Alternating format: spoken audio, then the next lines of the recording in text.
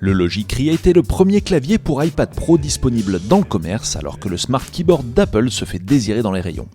Plus proche d'une protection complète que d'une simple couverture, il mise sur la robustesse et une expérience qui se veut proche d'un clavier d'ordinateur portable. L'iPad Pro a-t-il trouvé son compagnon idéal pour voyager dans votre sac? Voyons ça avec notre vidéo test. Le Logi Create a au moins une ambition claire, celle d'offrir une protection intégrale à l'iPad Pro.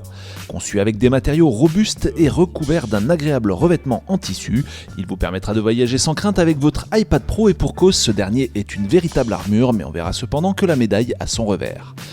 Logitech a fait le pari d'une expérience proche d'un portable, on trouve pas de trackpad évidemment, mais le clavier intègre de vrais repose-poignets et des touches correctement espacées et rétroéclairées. La frappe n'atteint pas le niveau d'un MacBook Pro ou Air, mais elle est tout de même plus proche d'un bon clavier que le Smart Keyboard à la course plus réduite. On apprécie également la présence d'une rangée de raccourcis absente du clavier d'Apple. On pourra ainsi régler le volume, la luminosité ou contrôler la musique, mais également lancer une recherche, revenir à l'écran d'accueil ou encore basculer entre les différentes langues et emojis.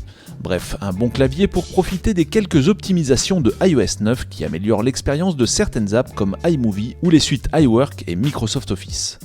L'iPad Pro intègre un connecteur magnétique rappelant celui de la Surface de Microsoft et comme la type cover de cette dernière, on apprécie la possibilité d'utiliser le Logi Create en quelques secondes. Pas d'association Bluetooth hasardeuse, ici on branche et ça marche tout de suite.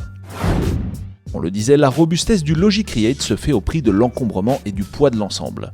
Emporter un iPad Pro dans un Create, c'est comme en empiler deux, le clavier étant tout de même un peu plus lourd que la version 4G de la tablette géante d'Apple. Et alors que l'intérêt de l'iPad Pro réside notamment dans un poids plus élevé que celui d'un R2 mais tout de même plus contenu, on a ici presque l'impression d'avoir un MacBook Pro 13 pouces dans son sac. En outre, la conception du clavier et la dépendance au Smart Connector imposent un angle unique pour la tablette qui rappelle les premières surfaces. Alors que Microsoft propose aujourd'hui un kickstand entièrement ajustable, on a l'impression de revenir en arrière avec cette orientation pas franchement pratique pour utiliser l'ensemble sur les genoux. Enfin, le prix du Logi Create a de quoi faire bondir. À 149€, ça fait une certaine somme à ajouter, alors que le clavier ne coûte finalement pas plus cher que la Smart Cover et la housse silicone d'Apple, et même un peu moins que le Smart Keyboard qui lui ne protège pas le dos.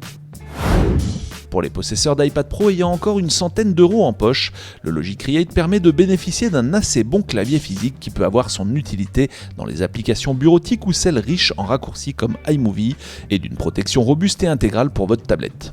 La facture est néanmoins salée et si l'ensemble allège votre portefeuille, il alourdira considérablement votre sac à dos.